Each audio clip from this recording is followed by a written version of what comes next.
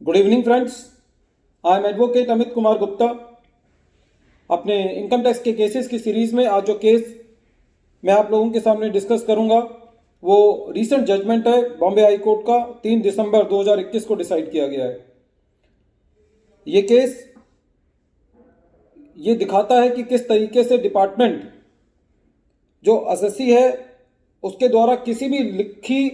चिट्ठी को इग्नोर करता है और बिना अपने रिकॉर्ड्स को चेक किए हुए नोटिस को भेजता है। ऐसा ही एक केस जो है वो बॉम्बे हाई कोर्ट के पास एक रिट पिटीशन के माध्यम से आया और इस रिट पिटीशन में बॉम्बे हाई कोर्ट ने principal commissioner of income tax को ये दिशा निर्देश दिए कि आप अपने ऑफिसर्स के अगेंस्ट इंक्वायरी कंडक्ट करें और वो इंक्वायरी 6 हफ्ते के अंदर पूरी करके, और यदि आपको ऐसा लगता है कि नेसेसरी एक्शन ऑफिसर्स के अगेंस्ट लेना है तो आप लीजिए। फ्रेंड्स, इस केस के अंदर एसएससी को सेक्शन 148 का नोटिस इशू किया गया। एक company Vadinar power company limited एक नाराया एनर्जी लिमिटेड में मर्ज हुई। For the sake of simplicity मैं एब्रीविएशन इस्तेमाल करूंगा केस के लिए, वी और एन। वी कंपनी जो है वो एन कंपनी के अंदर मर्ज हुई। जब ये कंपनी मर्ज हुई तो वी कंपनी की एग्जिस्टेंस जो है वो खत्म हो गई और जो एन कंपनी थी उसने असिस्टेंट कमिश्नर को ये इंटीमेट किया कि अब वी कंपनी जो है वो एन में मर्ज हो चुकी है और वी कंपनी का कोई अब वजूद नहीं है। कुछ टाइम बाद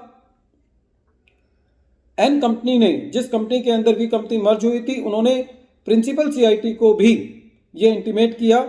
कि अब वी कंपनी जो है वो एन में मर्ज हो चुकी है। लेकिन इसके बावजूद भी साल के जो आखिरी डेट होती है लिमिटेशन पीरियड की, उस डेट पर जो कंपनी मर्ज हुई थी वी कंपनी, जो कि नॉन एग्जिस्टेंट कंपनी थी, उसको सेक्शन 148 का नोटिस इशू किया गया। जब ये नोटिस इशू किया गया तो एसएससी ने इसके जवाब में ये कहा कि जो हमने रिटर्न पहले फाइल की है कंपनी ने, वी कंपनी ने, उसी को रिटर्न 148 के नोटिस में माना जाए। और उन्होंने फिर दोबारा बताया कि ये कंपनी नॉन एग्जिस्टेंट कंपनी है और जो मारुति सुजुकी का बहुत इंपॉर्टेंट केस है उसका हवाला देते हुए कहा कि ये नोटिस जो है वो अब वैलिड नहीं है क्योंकि ये नोटिस आपने एक नॉन एग्जिस्टेंट कंपनी को दिया है। जो इस केस में पेटिशनर था वो एन कंपनी थी जिसके अंदर वी कंपनी मर्ज हो चुकी थी। इतना इंटीमेट करने के बाद भी फिर दोबारा असिस्टेंट कमिश्नर साहब ने वी कंपनी के केस वी कंपनी को नोटिस दिया और इस नोटिस की अवज में एन कंपनी ने रीजंस मांगे और रीजंस जो है जो डिपार्टमेंट ने दिए फिर दोबारा वो वी कंपनी के नाम में दिए जो कंपनी नॉन एग्जिस्टेंट थी। अब एन कंपनी ने, जिसमें वी कंपनी मर्ज हुई थी, उसने उन रीजंस को ऑब्जेक्ट किया और ऑब्जेक्शन रेस करने के बाद डिपार्टमेंट ने फिर दोबारा उन ऑब्जेक्शंस को वी कंपनी के नाम में डिस्पोज ऑफ किया, ये कहते हुए कि जो आपने प्ली ली है कि ये नोटिस जो है वो वैलिड नहीं है, हम इसको नहीं मानते, और एसएससी के ऑब्जेक्शंस को डिस्पोज ऑफ किया गया फिर दोबारा वी कंपनी के नाम में लेटर इशू करके। एसएससी इन ऑब्जेक्शंस को जो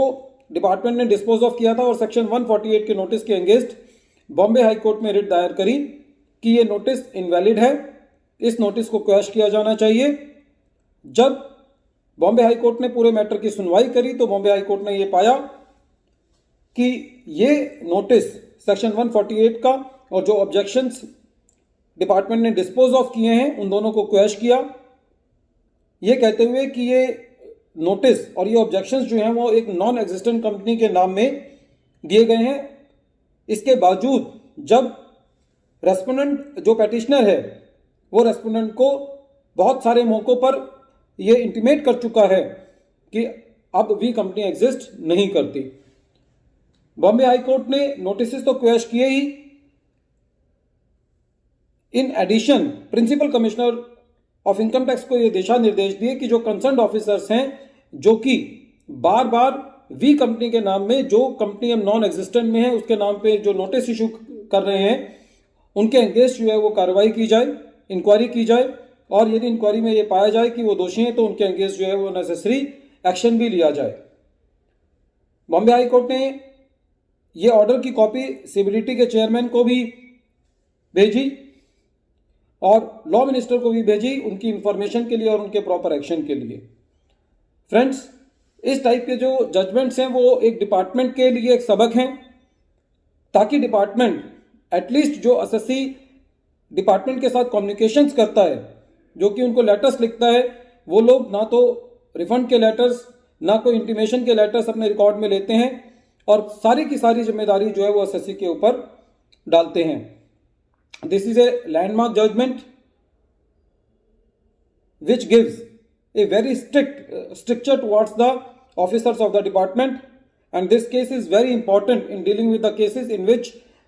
notices is issued in the name of a dead person or the entity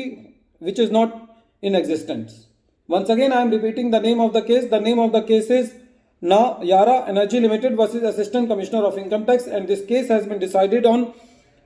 13th December 2021. Friends, I wish to you that please subscribe my channel and press the bell icon if you wish to receive the future notifications of the latest case laws. And if you have any suggestions on my videos, then please comment in the comment box. Thank you, friends.